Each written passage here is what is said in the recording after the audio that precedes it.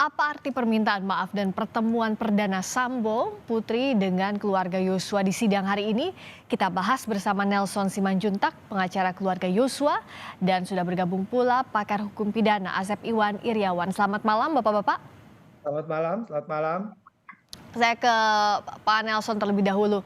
Ini jadi sidang yang berat untuk keluarga Yosua karena bertemu langsung ayah ibu Yosua pertama kali bertemu langsung dengan terdakwa utama pembunuhan Yosua.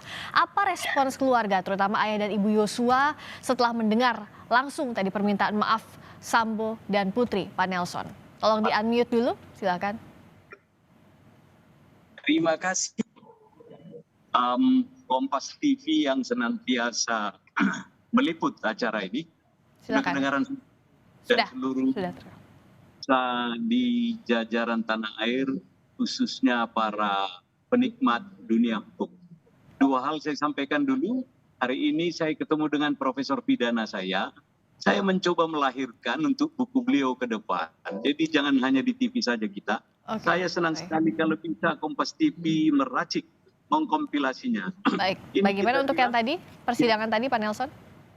Ini satu, the new formation of the era law in Indonesia. Ya. Ada pertemuan fakta, fiksi, kebenaran, trusty, dan tentu kejujuran yang diharapkan daripada terdakwa. Luar biasa, hari ini sama minggu lalu. Bisa bertemu dua keluarga. Satu keluarga yang dinyatakan baik-baik, satu keluarga yang terpidana, terdakwa, Pak Sutri. Jadi bertemu dan luar biasa tentunya apa yang dilahirkan di pengadilan tadi. Pengadilan dengan secara gamblang terang benderang, saya nggak tahu di luar apa ada ini suara, tetapi di dalam tidak ada lagi hukum yang tertutup. Bagaimana seorang naluri, ibu yang menuntut keadilan kehilangan nyawa anaknya kepada seorang ibu dan bapak yang menghilangkan nyawa anak orang lain. Apakah akan terjadi sebaliknya sedemikian di hadapan yang mulia hakim di Indonesia dan jaksa serta penasihat hukum dari terdakwa mulai gamblang. Hasilnya apa? Ini yang kedua, semuanya mengakui. Sekali lagi mengakui, baik itu tuan kepala divisi nonaktif yang sudah diberhentikan tidak dengan hormat mengakui dengan satu catatan. Itu saja tadi. Dan Ibu PC pun mengakuinya itu totaliter, tidak ada catatan saya lihat. Ini hanya sebuah fenomena-fenomena bagaimana merubah pasal 340 ini menjadi pasal 338. Dan sore ini masih berlangsung dengan piawainya, dengan segala nurani serta aktivitas dari saksi lainnya, termasuk dipandu oleh Bapak Komarudin Simanjuntak. Segala macam intelijen dan semua bukti-bukti baru diperhadapkan tetap. Mulai dari kematian, mayat dikirim, diulangi lagi sampai kepada kasus-kasus yang sangat-sangat krusial, insidental, dan tragis di Indonesia. Demikian. Kalau Kang Asep mencatatnya seperti apa tadi? Permintaan maaf langsung dari terdakwa, tapi ada catatan. Kalau dari Verdi Sambo, karena apa yang dilakukan Yosua menurut terdakwa. Ya, yang pertama acara ini memang persidangan nggak ada, tapi kita hormati ya, kita hargai, kita kita turut prihatin ya apa yang dikatakan oleh ayah dan ibu daripada almarhum. Soal permintaan maaf dari terdakwa ya, PC maupun PS ya nggak apa-apa lah, itu namanya orang minta maaf, Tuhan aja memaafkan. Cuman soal maaf ini kelak akan memperingan atau merubah vonis, itu soal lain sekali lagi ya. Tapi sekali lagi yang penting ketika tadi katakan oleh Pak Nelson, mereka mengakui telah melakukan pembunuhan, ya harus jujur dikatakan sesungguhnya nanti ketika fakta-fakta ini diungkap, jangan sambil tetap berkelihat dan berkilah atau berdalih lagi gitu. Apalagi menyakiti keluarga korban dengan pertanyaan-pertanyaan yang sifatnya menyentuh nurani. Kita jangan buka suasana emosional, jangan dipancing lah hal-hal yang lain. Cukup yang kalau udah mengakui salah ya sudah, tinggal berterus terang kan mengatakan bahwa saya melakukan itu, tapi jangan ada kalimat tapinya gitu kan. Jadi ya kalau udah salah ya sudah, apapun juga perbuatan itu tidak bisa dilakukan karena misalkan katakanlah misalkan ada perbuatan pidana sebelumnya ya, tanda petik pelecehan seksual apapun namanya, ya bukan dengan cara melakukan pembunuhan. Ya kan pembunuhan mengenai juga nggak boleh. Cukup bahwa yang bersangkutan melakukan pembunuhan selesai dan mereka minta maaf. Mungkin bagi korban ada ketulusan, keikhlasan. Cuma saya melihat bahwa permintaan maaf di pengadilan itu hal kemanusiaan, bukan masalah yuridis, itu masalah etis. Tapi juga bisa melihat sejauh mana ya ketulusan permintaan maaf itu, saya kira nanti biarlah ahlinya yang bisa membaca. Kalau cara hukum ya Oke. tetap pembunuhan harus tetap diganjar dengan Jadi hukuman. Kang Asep, permintaan maaf, rasa menyesal dari terdakwa itu bisa meringankan, tapi belum tentu, bergantung kepada keputusan hakim, keyakinan hakim begitu Kang? Nah, kalau lihat pasal 44 dan sampai 51 dah itu ada diatur hal meringankan, tapi kata maaf bukan hal yang meringankan, itu biarlah hati nurani hakim yang Hmm. Cuma kata maaf itu biasanya diucapkan Lebaran atau Natal. Hmm. Tapi untuk dampaknya ke vonis hukum itu lain soal begitu ya Kang Asep ya? Kalau minta maaf ternyata masih bohong juga, berkelit juga, berkilah juga, berdalih juga ada Hmm. apinya, itu bukan minta maaf namanya, Oke. ya. Kalau Itu kalau ya, kalau dari Pak Nelson lihatnya seperti apa? Tadi minta maaf tapi ada catatan begitu, karena apa yang Yosua perbuat menurut terdakwa. Tolong di-unmute lagi Pak Nelson, belum terdengar Siap. suaranya. Ya, Meminta kami dengan Kakanda Asep, kami on time. Jadi kami nggak akan mau minta maaf karena kami tidak mau melakukan kesalahan.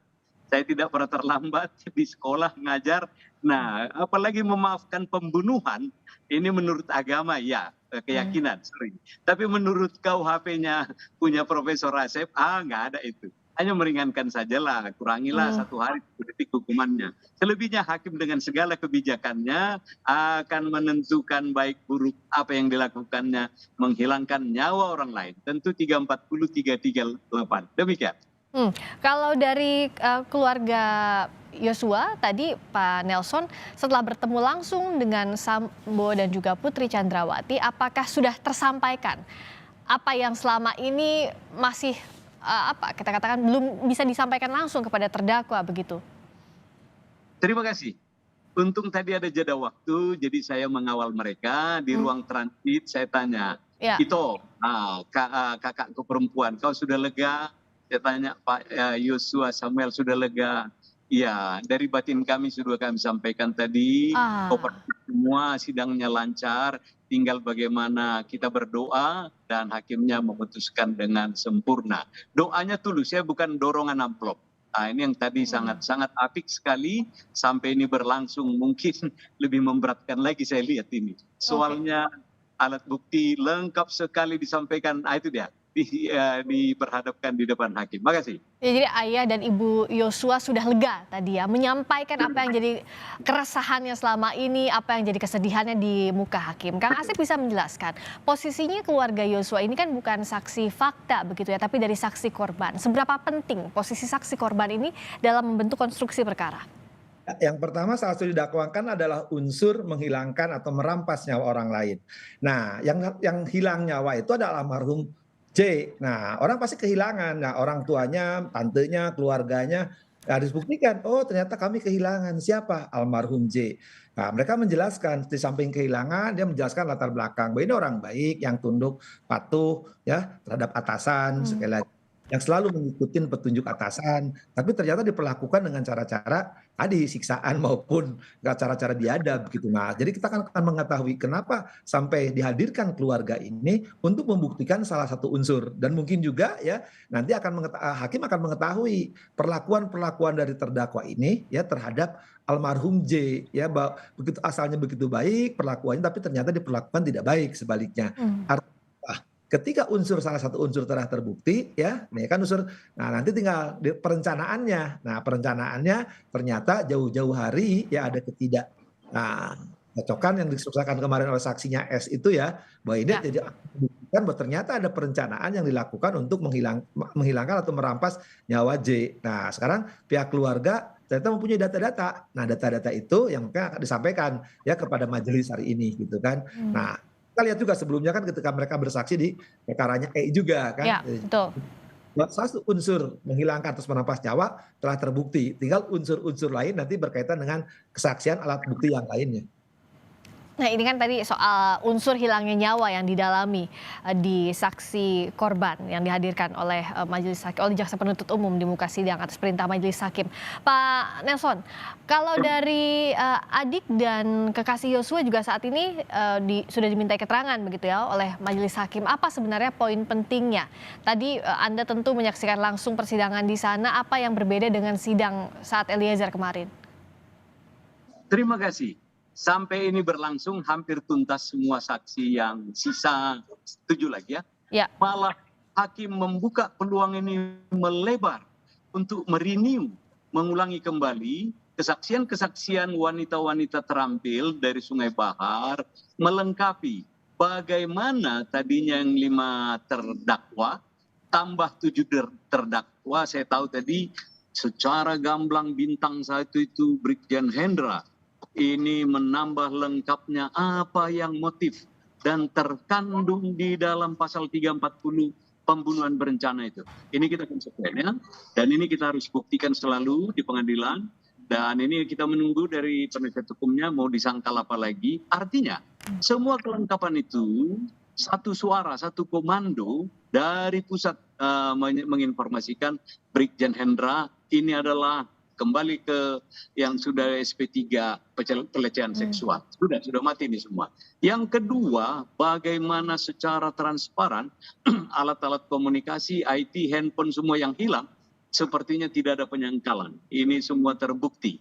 Oleh karena itu, ditambahi lagi intelijen, para jenderal dari baik angkatan yang tidak perlu disebut namanya, yang memberikan kesaksian baik tertulis yang bisa diberikan oleh penasihat hukumnya. Demikian. Kang Asep, yang menarik dari sidang ini kalau kita ikuti bersama, memang motif ini tidak wajib dibuktikan dalam pembunuhan berencana, pasal pembunuhan berencana, tapi tampaknya hakim akan menggali motif ini. Terlebih lagi saat Sambo berulang kali pihaknya ingin membuktikan soal pelecehan seksual. Kang Asep melihatnya? Ya, yang dibuktikan memang unsur-unsur ya. Nah, unsur-unsur nampaknya sudah nampak jelas terang benderang.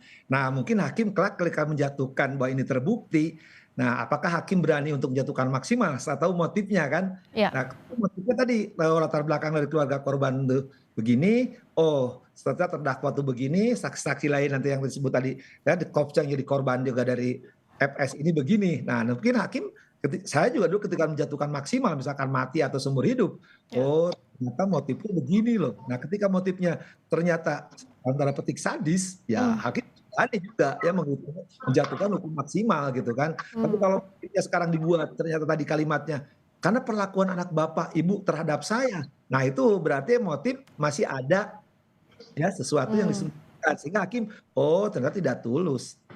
Oke, itulah yang harus digali nanti untuk membulatkan keyakinan hakim begitu Kang Asep. Pak Nelson, tadi ibu dari almarhum Yosua meminta ke pengacara untuk mengembalikan telepon genggam atau handphone dari Yosua. Apa sebenarnya yang keluarga inginkan sampai saat ini tidak diterima, tidak ada sama sekali begitu ya, handphone Yosua tidak ditemukan. Baik, berlangsungnya dialog di dalam pengadilan.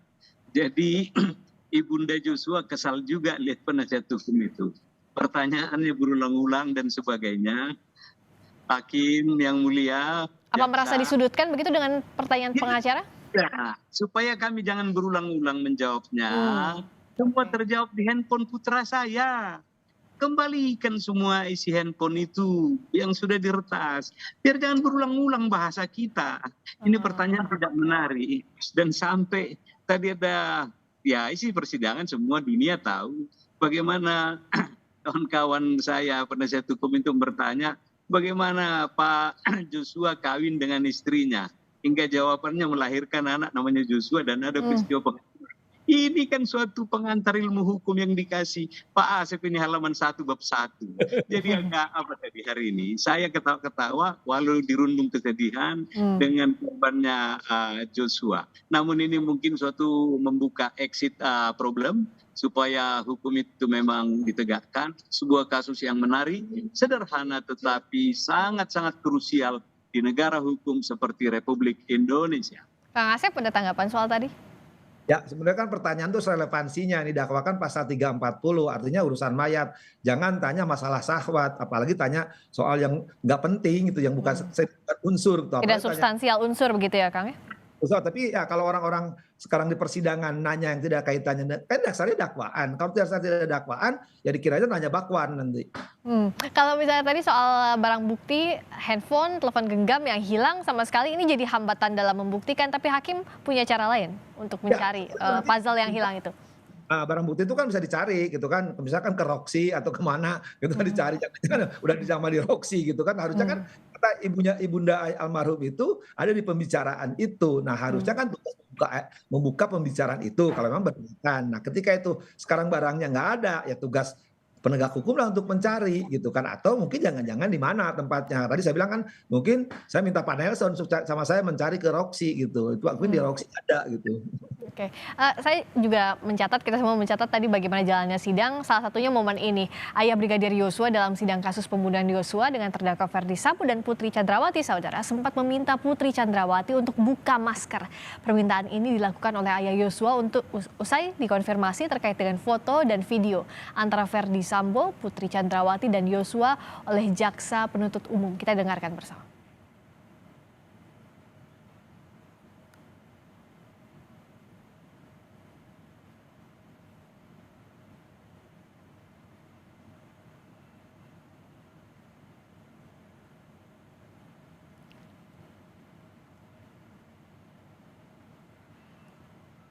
Saudara saksi, Bapak Samuel Huta Barat dan juga Ibu Rosi Simanjuntak, tadi ada yang kurang ya, kami belum tanyakan.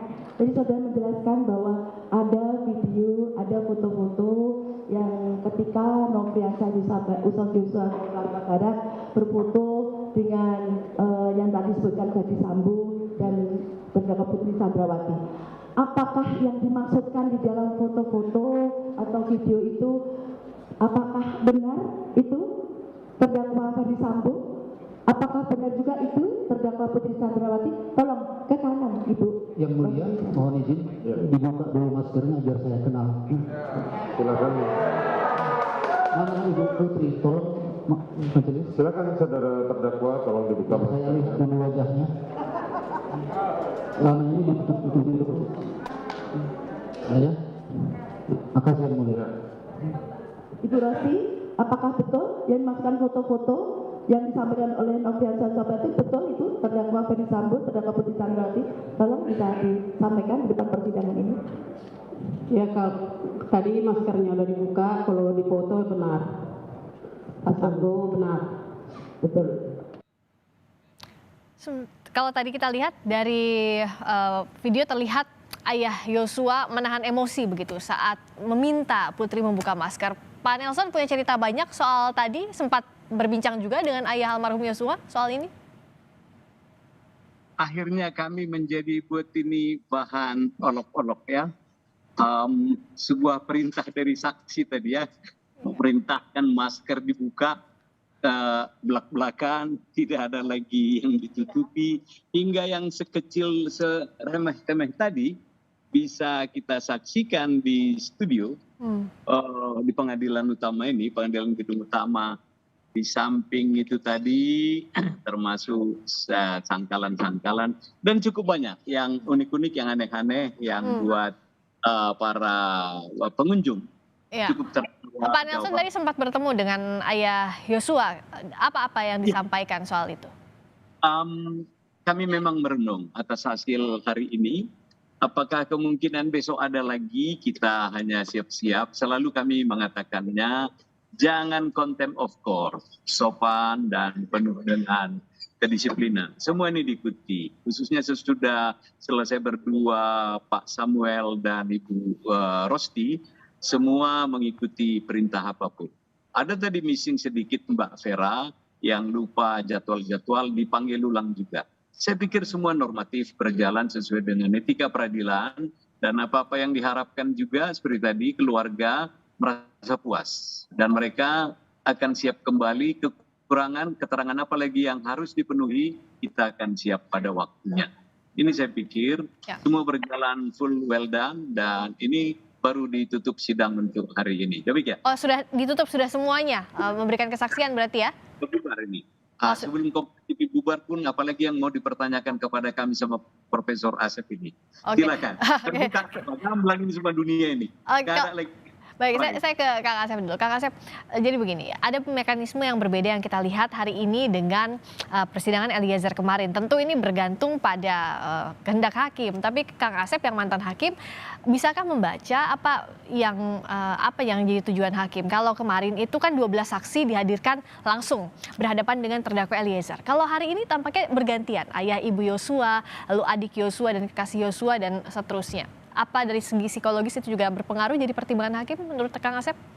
Kita belajar psikologi hukum ya, baik di fakultas maupun pelatihan para hakim ya. Ketika psikologi hakim kita bisa membedakan apa yang dilakukan oleh Eliezer adalah ketulusan, dan ketulusan juga dari keluarga almarhum. Artinya saling memaafkan itu nampak gitu, ada rasa sayang anak-anak dan ayah ibu seperti anak sendiri, seperti hubungan sebelumnya gitu kan. Dia memahami bahwa almarhum itu ayah ibunya apa yang dilakukan oleh Eliezer. Tapi kalau sekarang secara psikologi hukum kita lihat ya, walaupun yang minta maaf tapi nampaknya kemaafan itu, maaf sekali lagi ya, secara psikologi hukum hakim bisa membaca ya bahwa itu tidak tulus. Walaupun dia juga dari keluarga almarhum yang memaafkan juga memang, tapi masih ada perasaan bahwa sakit kami ini gitu kan. Nah, tapi terlepas apapun dia mengikhlaskan apa yang telah terjadi. Cuma tadi kan diminta pertobatan, itu yang menarik dari ibu almarhum. Ada pertobatan, artinya kalau udah minta maaf, jangan lakukan lagi, ya terbuka aja kejujuran yang dibutuhkan. Kalau orang melakukan pertobatan itu jangan mengulangi lagi. Misalnya jangan tomat, udah tobat kumat gitu kan. Nah, jadi dari sisi psikologi hukum juga dipertimbangkan betul ya Kang Asep dalam jalannya persidangan ini, tidak hanya normatifnya saja, pembuktian unsur-unsurnya saja begitu? Ya dilihat tadi, kalau unsurnya jelas lah, itu mah udah terang benderang. Itu sudah pasti harus dibuktikan ya? Terbukti lah 340 itu saya berani taruhan, dan kumulatif nanti dengan OJK maupun Undang-Undang ITE. Nanti sekarang hakim memperhatikan, artinya ada keluarga biar bahasa ini biar plong gitu, keluarga saya udah mengikhlaskan kepergian almarhum, memang itu caranya. Cuman itu caranya dilakukan. Tolong yang melakukan itu ketika melakukan pertobatan, di depan sidang ini disaksikan oleh semua, mengakui semuanya gitu, bahwa jangan masih ada kecualian, ada alasan-alasan lain yang memang akan membuka luka lama. Sementara keluarganya sudah mengikhlaskan, sudah pasrah, itu adalah takdir dari Tuhan yang Maha Kuasa, tapi jangan dipermainkan juga gitu. Pak, tadi kan melalui pertanyaan-pertanyaan yang tidak jelas, yang mengulangi relevansi atau sikap-sikap kelak ya, misalkan ya dalam tanda petik ya, lingkungannya justru mengatakan sesuatu yang tidak layak gitu kan. Kalau rumah tangga asisten rumah tangga kan harusnya tahu semua, nggak mungkin nggak tahu, tapi kan ada sesuatu gitu. Kalau pihak keluarga Yosua, Pak Nelson sampai sekarang merasa bahwa saksi kemarin, misalnya ART Sambo, Susi, juga hari ini terdakwa masih menutupi sepanjang sidang dan siap jika terdakwa ingkar sampai akhir. Satu hal, catatan sore, kita sepakat dulu untuk tidak sepakat. Apa itu? Pertama kemarin Eliezer mengakui sepenuhnya kesalahan perbuatan dugaan sama dia. Ini. Yang hari ini dua orang, Pak Sutri Sambo sama PC mengakui 99%. Semua sah, hanya yang kecil remeh-remeh tadi itu. Yang ketiga, jangan-jangan dari Kompas TV ini, yang Mbak Susi ada rekamannya, semua acting, semua sandiwara, semua tahu. Jadi kalau nanti Profesor Asep menyelesaikan dalam kesimpulan sementara kita sepakat atau tidak sepakat, ini well done. Dunia hukum sudah hampir masuk dunia finishing, dan keluarga besar Yosua sudah penuh kedamaian akan pulang ke tanah air, ke Sungai Bahar. Salam hormat untuk Kompas TV, keadilan harus terpelihara selamanya. Tapi yang jelas kalau Pak Nelson melihat sejauh ini persidangan berjalan baik begitu ya dari keluarga Yosua ya? Betul. Kalau dipanggil lagi kita hadirkan. Jaksa tetap memanggil, cinta sekali lihat Pengadilan Jakarta Selatan sama Kompas TV. Bagus nontonnya Kompas TV ya. Terima kasih sudah nonton Kompas TV selalu Pak Nelson. Kalau Kak Asep melihatnya bagaimana ini? Sekarang kan sidang masih panjang, tapi ya sebenarnya kalau dari unsur-unsur pembunuhan berencana ini harus dibuktikan hakim. Bicara pembuktian kita sambung lagi, tapi kita ke Pengadilan Negeri Jakarta Selatan dulu. Pak Nelson, Kang Asep, ini konferensi pers dari pengacara Putri Chandrawati dan Sambo. Kita ikuti bersama. Kita keluar main-main ini. Tidak seimbang ya, ketika jaksa menuntut waktunya cukup lama, tapi juga pada saat penasihat hukum waktunya sangat terbatas, sangat singkat. Dan tadi pada saat kita mau menyampaikan perkaranya. Kalau bukti hakim yang akan mempertimbangkan, tetapi kalau pihak kita tidak boleh diperbolehkan untuk menyampaikan bukti tersebut. Tadi ada beberapa hal yang ingin disampaikan oleh jaksa, tapi dinilai oleh majelis hakim itu tidak relevan. Tadi ada video yang mungkin disebabkan karena itu tadi ya cuma ditolak oleh majelis hakim. Tanggapannya seperti apa? Ya itu tadi kita sayangkan kenapa tidak diperbolehkan, tidak diberikan kesempatan. Padahal kalau di pengadilan kan itu terbuka, yang katanya terbuka untuk umum kan biar sama-sama fair.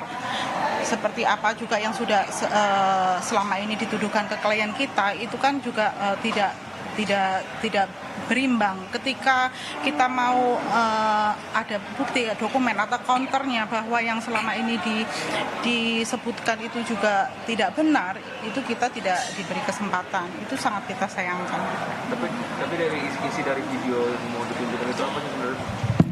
Itu video terkait profiling aja dari korban ya. Jadi kan ini kan harus lengkap disampaikan apa peristiwa yang terjadi, kemudian bagaimana sih sikap, perilaku yang bersangkutan, juga kan terdakwa juga di profiling. Jadi semua pihak itu kan sebenarnya bagaimana perilakunya, behaviornya itu kan masuk dalam dalam pengujian ini juga ya, untuk menilai seberapa jauh sih dengan perilaku demikian kemudian bisa menimbulkan peristiwa ini misalnya begitu. Nah itu sebenarnya yang mau dinilai.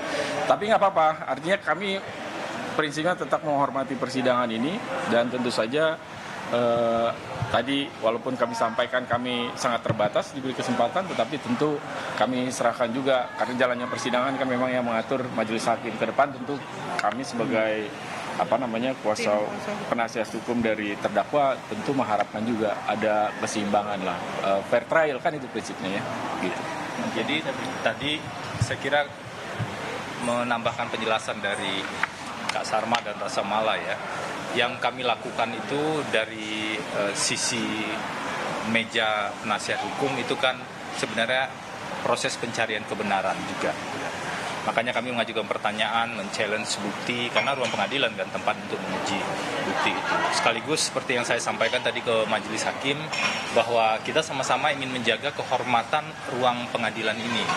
Kenapa saya sebut kehormatan? Karena jangan sampai informasi-informasi atau bukti-bukti yang diklaim, tapi sebenarnya itu bukti yang tidak relevan dan asal-asalan itu diajukan. Misalnya begini, tadi sebenarnya kami ingin juga bertanya, ada satu bukti baju kaos yang disebutkan dan dibawa. Yang jadi pertanyaan, relevansinya apa? Karena disebutkan ada bekas darah di sana. Pertama, kita nggak tahu itu darah siapa, darah manusia atau darah siapa, kita juga tidak pernah tahu. Yang kedua, tadi juga keliru sebenarnya saksi yang mengatakan peristiwanya terjadi tanggal 4, padahal di saksi sebelumnya di tanggal 3, di tanggal 3 yang soal setrikaan ya, dan nggak ada relevansinya karena tidak ada kejadian apa-apa di tanggal 3 tersebut sampai ada bekas darah dan kemudian itu dibawa ke pengadilan seolah-olah ada bukti yang kuat. Marilah kita betul-betul fokus ke bukti yang sifatnya betul-betul substantif dan relevan, karena kita kan sama-sama jaga proses persidangan ini, sama-sama mencari siapa sebenarnya pelaku yang harus bertanggung jawab. Itu kan proses yang harus kita lalui. Kemudian baju gamis, apa relevansinya? Tadi kan di baju koko ya, tadi ditegaskan bahwa itu diberikan untuk semua. Dan juga sendal dan lain-lain yang kami pikir itu tidak masuk akal kemudian dijelaskan. Tapi ketika kami gali lebih jauh, misalnya terkait dengan tuduhan bahwa Bu Putri ikut menembak, ternyata saksi juga tidak bisa menjelaskan, tidak melihat sudah pasti. Kemudian bahkan hanya mendapat informasi, foto senjatanya saja dapat dari internet. Apakah itu yang disebut dengan hasil investigasi? Ini kan jadi pertanyaan serius. Dan saya tidak pernah dengar ada investigasi dengan metode wawancara, doorstop, dan rilis. Bukan begitu metode investigasi. Teman-teman jurnalis juga melakukan investigasi tidak seperti itu. Penyidik tidak seperti itu. Advokat juga tidak seperti itu melakukan investigasi. Jadi kita bisa mengukur kredibilitas seseorang dan kredibilitas keterangan dan bukti yang disampaikan di persidangan ini karena persidangan dilakukan secara terbuka. Semoga di persidangan hari Selasa nanti kita bisa menggali lebih banyak kebenaran dari bukti-bukti yang ada. Harapan kami sederhana. Pengacara Sambo dan Putri tadi berharap diberikan kesempatan yang sama untuk bertanya di muka sidang. Pak Nelson, terakhir, bagaimana sebenarnya kalau dari pihak keluarga melihat persidangan masih panjang, tapi di pembuktian berikutnya sudah siapkah saksi-saksi yang terkait dengan fakta pembunuhan Yosua agar terang konstruksi perkara ini? Tolong di-unmute Pak Nelson, suaranya belum terdengar lagi. Kita sudah siap, nggak pernah nggak siap kita. 6 jam dari Sungai Bahar kemari kita siapkan, ada personel 12 orang. Apalagi yang ditanyakan? Seperti tadi, sidang ini terbuka, bebas, nggak ada yang ditantang hakim tadi. Kawan-kawan itu memberikan informasi yang nggak pas, sudahlah.